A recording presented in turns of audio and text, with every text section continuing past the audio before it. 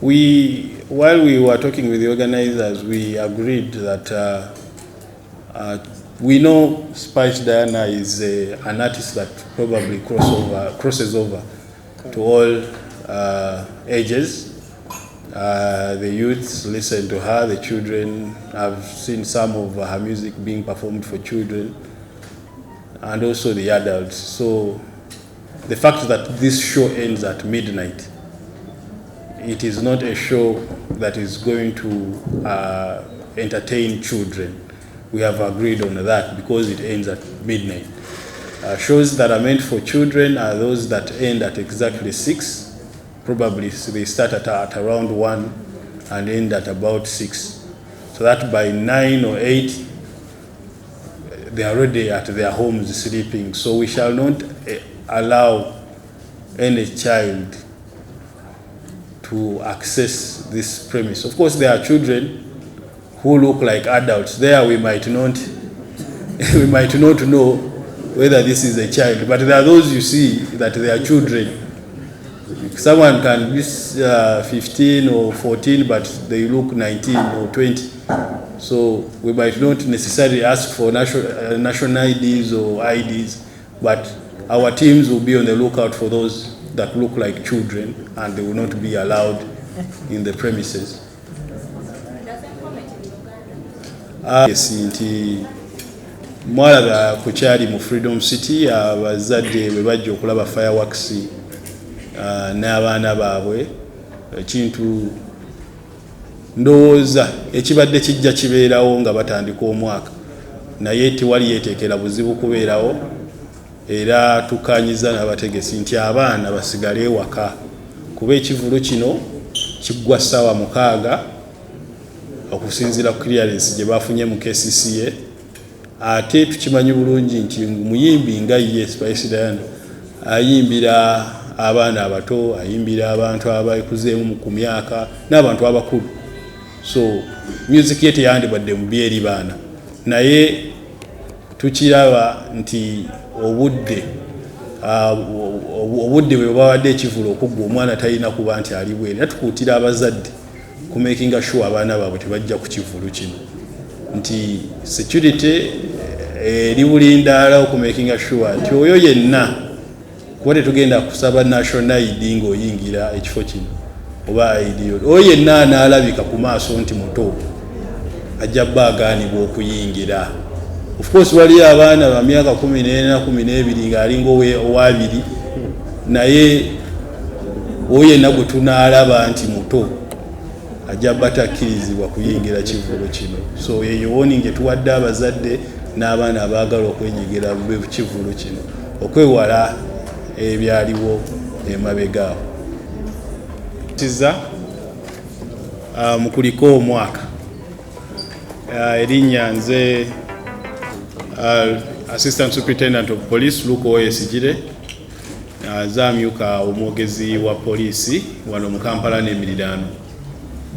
Tubadde mu meeting wano eya security, era nga omulimu gwange gwa kubategeeza ku biki bye tukkaanyizzaako mu meeting gye tubaddemu n'abategesi. Kye tutegedde era kye tubadde tumanyi nti tulina ekivulu sabbiti eno nnaku olwokutaano, nga omuyimbi agenda okuba nti nakiikirira ayinga headliner mu kivulu kino ye Spice Diana, era nga ffe nga security ku bye twogeddemu n'abategesi tuli beetegefu okuba nti no tukola ekyo ekisoboka okulaba nti no tufuna olunaku olulungi eri bonna abagenda okuba nti no benyigira mu kivulu kino. Abana abasasudde ba sponsor abagenda okuba nga bakola bizinensi ez'enjawulo mu kivulu kino n'abantu abalala. So tuli beetegefu okuba nti no tubawa obukuumi nga bwe tuzze tubawa. Tubadde n'ebyokusoomooza bye tuyogeddeko omuli stampede yaliwo ku Freedom City, ne tubategeeza nti twajiikirako bingi okulaba nti no ebintu byonna ebyetaagisa mu mbeera eyo bw'eba eguddewo bibeere kumpi, n'ebyetaagisa okulaba nti n'embeera eyo tebeerawo nabyo tulabe nti n'obukwakulizo obwo tubutuusa. So tukagiza ambulance zirina okubeerawo nga zimala bulungi okusinziira ku nnamba gye tunaba tusuubira eri abategesi. Fire brigade erina okubeerawo okulaba nti nno abategesi balina eddwaliro lye beesize okuwe tuyinza okwevacuatingira abalwadde eriri okumpi. Ekyo nakyo kirina tukikanyizaako okuba nti bajja bakitutegeeza. Tukitegedde nti omuyimbi omu ye yalangiddwa, so tetugenda beera na buvuyo bwonna nti omuyimbi ono tazze bamulanze. Abalala abanaaba bazze ne balabika agwo gujja bba mukisa ku lunaku olwo. So abo yenna agenda okwenyigira mu kulaba abayimbi, tojja ng'olowooza waliyo abayimbi abalala, muyimbi omu gwe tumanyi. Abanajja ne balabikako gujja bba mukisa nti baleese omuyimbi omulala, si kujja nti olw'okubona omuyimbi tayimbye otandika okukanyuga entebe oba okuzimenya. Ebyo tebijja kukirizibwa. Tukanyiza nti tuzze tufuna obuzibu mu babawunsa, era ng'ekivule ekyasemba okutegekebwa ekkololo kyaliko obuzibu bw'amaanyi. Ekivule ekya muyimbi Eddie Kenzo nti babawunsa abamu abaleetebwa okuba nti no bakuuma abantu ate be baafuuka abanyaguluzi. So tukanyiza okuba nti no babawunsa abo baveetingibwa bulungi, oyo yenna agenda okuba nti ayambako poliisi mu kivulu kino.